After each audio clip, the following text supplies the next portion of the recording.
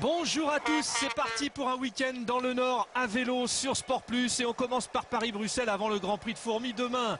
Le programme du jour, la carte entre Paris et Bruxelles. Cyril Guimard est notre consultant. Bonjour Cyril. Bonjour Frédéric. Un nouveau final qui ressemble un peu à la Flèche Brabançonne. Ça grimpe. Oui, un nouveau final. C'est vrai que souvent on disait que ce Paris-Bruxelles était un peu trop facile dans le final et favorisait peut-être un peu trop les sprinters. Eh bien on a renforcé un petit peu ce final, un final vallonné avec quand même sur les 25 ou 30 derniers kilomètres, 5 ascensions. De Marquis. Et là est Delphos. On va essayer de vous les présenter plus précisément. Mais bon, ce qu'il faut dire, c'est que bien sûr, à part Eric Berthoud finalement, qui a quelques références et déjà une victoire, même si ça date et même si Eric doit se refaire une santé et donc un palmarès pour poursuivre chez les professionnels. Les autres n'ont pas grand-chose. Alors on a le coureur de l'équipe Landbourg Credit, Delphos. Et puis donc le coureur de l'équipe Androni, Alessandro De Marquis. Paris-Bruxelles, la 90e édition à 54 km de l'arrivée. 5 minutes 56 d'avance pour le trio de tête. Sur le peloton, qui fait rouler les grosses équipes? Deux équipes Pro Tour sont là aux avant-postes, l'équipe Radio Shack et l'équipe Katyusha. Il s'agit d'aller chercher 3 hommes, Alessandro De Marquis, stagiaire italien de l'équipe Androni, d'aller chercher Sébastien Delphos, le belge de l'équipe Landbourg Credit, et d'un des 4 Français présents sur cette course et membre d'une équipe étrangère. Ils sont 4 Français d'équipe étrangère sur cette course.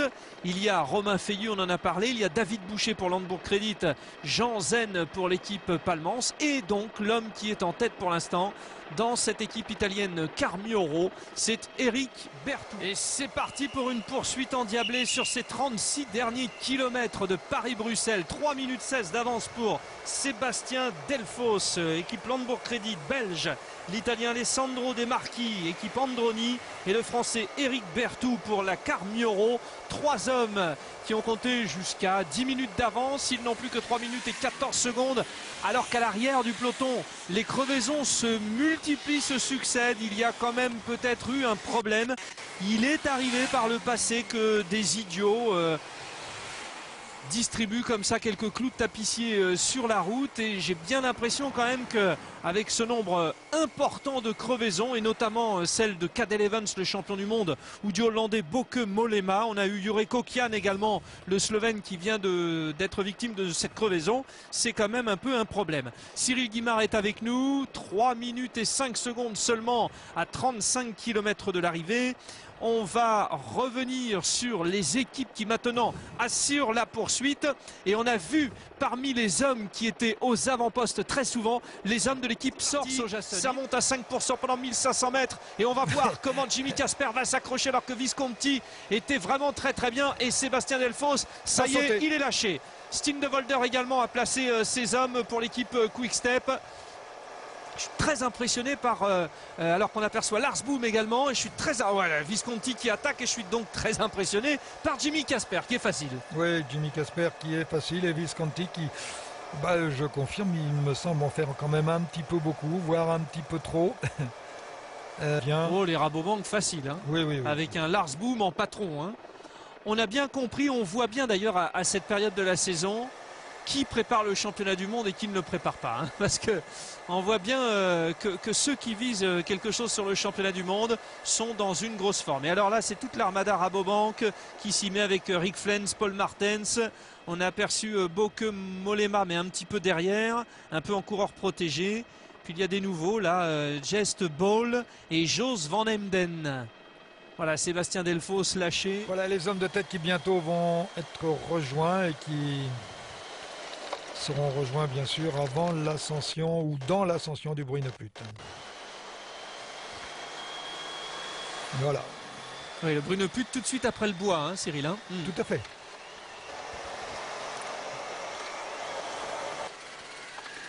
Allez, c'est parti.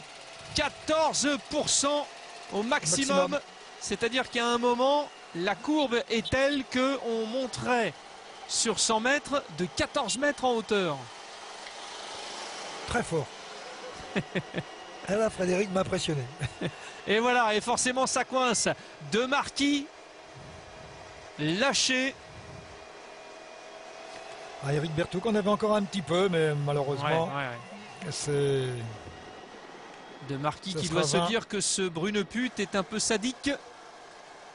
Et Eric Berthoud est aussi résigné. Boke Mollema aux avant-postes pour les Rabobank. Björn Leukemans aussi, on l'annonçait. Robbie McEwen est bien là. Je ne vois plus en revanche Jimmy Casper qui était tout à l'heure bien placé. On ne s'affole pas parce que Jimmy semblait bien. Je crois l'avoir vu aussi. Stindewolder ne devrait pas attaquer puisqu'il est en train de reculer. Ça c'est surprenant. Stindewolder sur un gros braquet. Là le champion de Belgique qui est en train de se faire décramponner. 16 km avant l'arrivée de ce 90e Paris-Bruxelles et après le passage d'une des grosses difficultés de ce final, le Bruneput, eh bien le peloton a complètement explosé avec des hommes comme Lars Boom, comme Grégory Rast, Frédéric Amorizon qui se sont trouvés aux avant-postes, tout comme Robbie McEwen, Kenny De Haas également. Mais pour l'instant, tout reste à faire, tout reste possible. On a même vu que les équipes françaises étaient bien représentées aux avant-postes et notamment une surprenante équipe B-Box Bouygues Télécom qui place à la fois Yuri Trofimov et Kevin Reza aux avant-postes. C'est une belle surprise alors que Cyril Guimard, le peloton, semble s'être regroupé. Mais a perdu beaucoup d'unités. A perdu beaucoup d'unités et puis surtout il se regroupe. Mais nous allons attaquer tout de suite le Lotse Strat.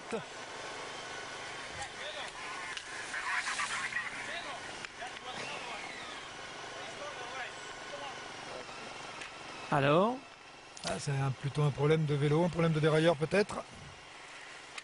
Et les voitures de directeurs sportifs là, sont très loin puisqu'il y avait de très nombreuses cassures. Et il est au téléphone. Hein. Oui, là, oui. Donc on est obligé, les voitures de directeurs sportifs étant bloquées derrière le dernier groupe. Alors que nous avons une réaction de l'équipe Saur. Ouais, alors Yann Koenen a attaqué et pour l'équipe Sorso-Jassen, Cyril, vous dites qui? On dirait peut-être Cyril Lemoine, non? Oui, peut-être. C'est dans son style en tout cas. Oui. Ben, c'est Björn Leukemans, hein, donc il y avait Marcato et Leukemans. Et ben c'est Leukemans hein, qui est parti, non pas Marcato. Mais les deux étaient là. Voilà. Oh là, ça monte vite là. Ça monte vite. On l'avait vu de toute façon, Leukemans là, depuis quelques kilomètres, être aux avant-postes. Et puis Stéphane Van Dijk aussi. Allez, on revient avec les coureurs de l'équipe Quick Step maintenant. Wynance. Alors essayons de voir où sont positionnés les coureurs français. Hey, coureurs de l'équipe B-Box Bouygues Télécom là, sur la gauche de la route. Et pour une équipe qui n'avait aucun nom connu à part Franck Bouillet et Yuri Trofimov. Vous savez, avant d'être connu, on est anonyme. Et pour ne plus l'être, il faut aller gagner. Alors Mathieu Claude peut-être? Non? Attention à ce virage. Tout le monde. C'est un coureur de l'équipe Ceramica Flaminia aussi qui est présent. Alors que nous sommes à 2 km de l'arrivée.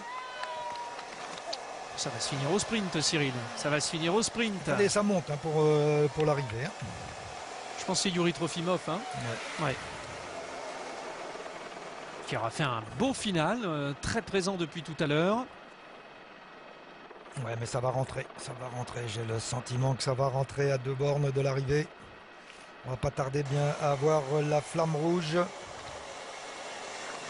Voilà, c'est bien Trofimov. Et Fumagalli.